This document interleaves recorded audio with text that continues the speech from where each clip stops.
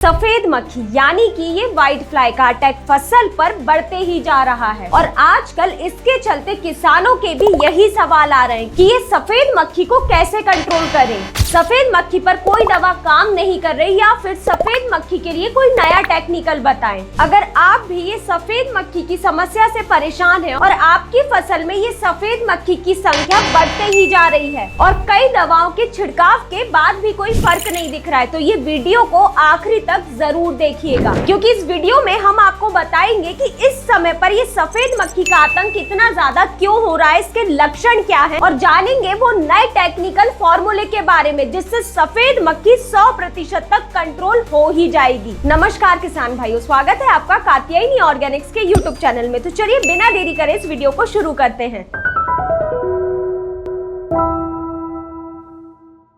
तो किसान भाइयों, सबसे पहले आपको ये ध्यान देना है कि अगर आपकी भी फसल में पत्ते पीले पड़कर मुड़ रहे हैं तो ये सफेद मक्खी की वजह से हो सकता है और फसल लगाते ही कुछ दिन बाद शुरुआती स्टेज में ये सफेद मक्खी का आतंक तो देखने को मिलता ही है और ये शुरुआती अटैक में ही इतना ज्यादा नुकसान पहुंचा देती है कि 90% फसल की उपज वहीं से घट जाती है और फिर जब धीरे धीरे कर पौधा बड़ा हो जाता है, फल फूल लगने लग जाते हैं, उस समय पर इस सफेद मक्खी का इतना ज्यादा प्रकोप देखने को नहीं मिलता है। यानी कि ये वेजिटेटिव स्टेज पर ही इतना ज्यादा नुकसान कर देती है, जिस वजह से मिर्च, टमाटर और अन्य कद्दू वर्गीय फसलों में मरोड़िया रोग की भी समस्या आती है। तो चलिए सबसे पहले ये जानते हैं कि ये इस मौसम में ये सफेद मक्खी की संख्या इतनी ज्यादा बढ़ना क्यों शुरू हो जाती है। किसान भाइयों, अभी क्या हो रहा है कि एकदम से बहुत तेज ठंड पड़ना शुरू हो गई है और अगर आप दोपहर के समय देखेंगे तो बहुत तेज धूप भी निकल आती है और लगातार ऐसा ही चल रहा है कुछ दिनों से और इसी वजह से वातावरण में नमी भी बढ़ती जा रही है और इस नमी की वजह से ही फसल में सफेद मक्खी का अटैक देखने को मिलता है और यही वजह है कि इनकी संख्या लगातार अभी तेजी से बढ़ती जा रही है। और वहीं दूसरा कारण ये भी है कि किसान भाई के समय जो भी पौधे लगाए गए हैं उनमें नई कोमल पत्तियां आ रही होती हैं, जिनका रस ये सफेद मक्खी आसानी से चूस लेती है और ये पत्तियां ही सफेद मक्खी के लिए अंडे देने और रस चूसने के लिए एकदम परफेक्ट जगह बन जाती है। और ये बात आप भी जानते हैं कि इस कम दिन की फसल पर हम उतना ज्यादा टेक्निकल का इस्तेमाल नहीं करते, जिस वजह से आगे चलकर ये सफेद मक्खी की संख्या दोगुनी हो जाती है और पूरी फसल में फैल जाती है। और जब ये सफेद मक्खी फसल में फैलना चालू करती है तो मिर्च, टमाटर, बैगन जैसी फसल में मरोड़िया रोग की समस्या आ जाती है और साथ ही में जब इस सफेद मक्खी का हैवी अटैक होता है तो बैगन की फसल में मरोड़िया रोग तो आता ही है और जब ये सफेद मक्खी बैगन के पत्तों पर जाकर बैठती है तो ये वहाँ पर चिपचिपा पदार्थ छोड़ देती है, जिस वजह से बैगन की फसल में सूटी मोल्ड की भी समस्या आने लग जाती है। तो किसान भाइयों, अब बात करें कि सफेद मक्खी को कंट्रोल कैसे किया जाए, लेकिन इससे पहले हमें सफेद मक्खी के जीवन चक्र के बारे में जानना होगा, तभी जाकर हम ये समझ पाएंगे कि इसकी कौन सी स्टेज सबसे ज्यादा खतरनाक है, तो उस स्टेज के आने से पहले ही हम इस सफेद मक्खी को कंट्रोल कर सके।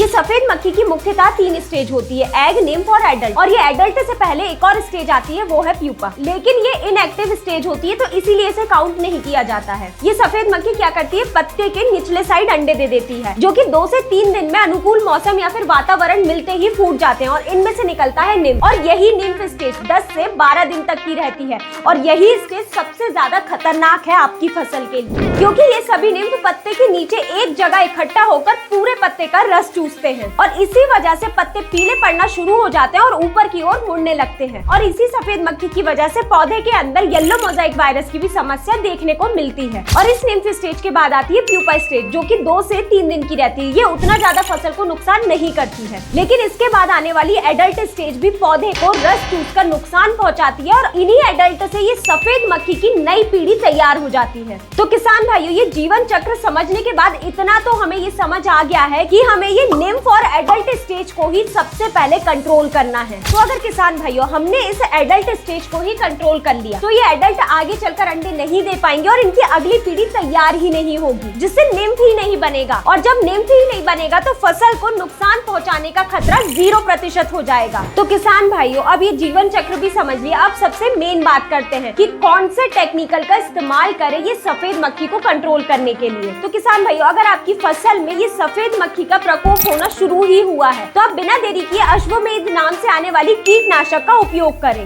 इसमें डाइफेंथ्यूरॉन 50% WP फॉर्म में होता है। ये कीटनाशक ट्रांसलेमिनार एक्शन द्वारा काम करती है, यानी कि ये स्प्रे करते ही काफी कम समय में पूरे पौधे में फैल जाती है और सफेद मक्खी पर सीधे असर दिखाना शुरू कर देती है और इसी कारण ये सफेद मक्खी की नसों को सीधे टारगेट करती है और इसी वजह से सफेद मक्खी मक्खी का शरीर काम करना बंद कर देता है और कुछ ही समय में ये सफेद मक्खियां मर जाती हैं। और वहीं इस कीटनाशक के डोज की बात करें तो आप इसे 240 ग्राम प्रति एकड़ के हिसाब से उपयोग में लें। लेकिन आजकल क्या हो रहा है किसान भाइयों, हम कई सारे हैवी से हैवी टेक्निकल डाल चुके हैं ये सफेद मक्खी को कंट्रोल करने के लिए, लेकिन अब ये सफेद मक्खी पर किसी भी तरह का असर नहीं हो रहा है, क्योंकि ये सफेद मक्खी की अब रेसिस्टेंट पावर इतनी ज्यादा बढ़ चुकी है कि अब ये कोई भी टेक्निकल इन पर असर नहीं कर रहा है। तो इसी रेसिस्टेंट पावर को तोड़ने के लिए हमें नए टेक्निकल का उपयोग करना है। यही नया जनरेशन का कीटनाशक है डाइफेनशूल। इसमें डाइफेंथ्यूरॉन 47.8% SC फॉर्म में पाया जाता है। ये पावरफुल कीटनाशक फसल में सफेद मक्खी को तो कंट्रोल करता ही है, साथ ही साथ में थ्रिप्स, एफिड जैसे को भी कंट्रोल करता है। और संपर्क क्रिया द्वारा कार्य करने की वजह से जैसे ही हम इस कीटनाशक का स्प्रे करते हैं तो ये कीट के संपर्क में आते ही असर दिखाना शुरू कर देता है, जिससे काफी कम समय में ही कीट कंट्रोल हो जाता है। और इसके डोज की बात करें तो आप इसे 200 मिलीलीटर प्रति एकड़ के हिसाब से उपयोग में लें। वहीं अब बात करें 2025 के नया और सबसे असरदार कीटनाशक की, जो सफेद मक्खी को एक स्प्रे में ही कंट्रोल कर देगा, वही है फेंगो।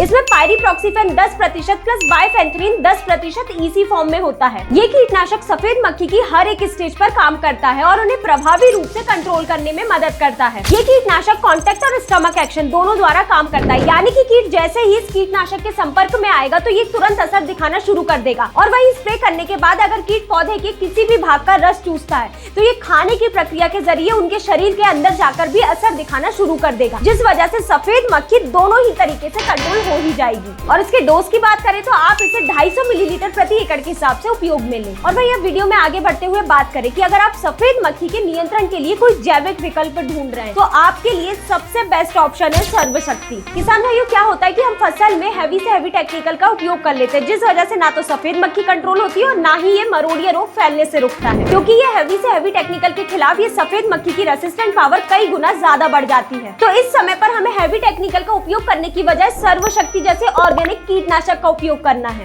ये सफेद मक्खी की रेसिस्टेंट पावर को भी खत्म करता है और उन्हें आगे फसल में फैलने से भी रोकता है, जिस वजह से मरोड़िया रोग भी अपने आप कंट्रोल होता हुआ दिखाई देता है। और इसके उपयोग की बात करें तो आप इसे 400 मिलीलीटर प्रति एकड़ के हिसाब से उपयोग में लें। और वहीं अब बात करते हैं आखिरी और दमदार बायो कीटनाशक की, जो सफेद मक्खी को प्रभावी रूप से कंट्रोल कर ही देगा, वही है कात्यायनी ट्रिपल अटैक। इसमें वर्टिसीरियम लैकानी, बिवेरिया बैसियाना और मेटाराइजियम एनिसोपोली होता है, जो कि मात्र 2 लीटर प्रति एकड़ के स्प्रे द्वारा उपयोग करने से सफेद मक्खी को प्रभावी रूप से कंट्रोल कर देता है। क्योंकि जैसे ही हम ये ट्रिपल अटैक का स्प्रे करते हैं तो ये सीधे सफेद मक्खी पर असर करना शुरू कर देता है, जिस वजह से सफेद मक्खी आगे फसल में फैल नहीं पाती और वहीं की वहीं कंट्रोल हो जाती है। तो किसान भाइयों, यही थी जानकारी कि सफेद मक्खी क्या है, ये इसके फसल में लक्षण कैसे पहचाने, इसका जीवन चक्र कितने दिनों का होता है और कौन सी स्टेज सबसे ज्यादा नुकसान पहुंचाती है, और सबसे जरूरी ये सफेद मक्खी को कंट्रोल कैसे करना है, नया टेक्निकल कौन सा है इसके लिए। तो किसान भाइयों, अगर आपको ये जानकारी पसंद आई हो तो इस वीडियो को लाइक करें और चैनल को सब्सक्राइब करना ना भूलें। धन्यवाद।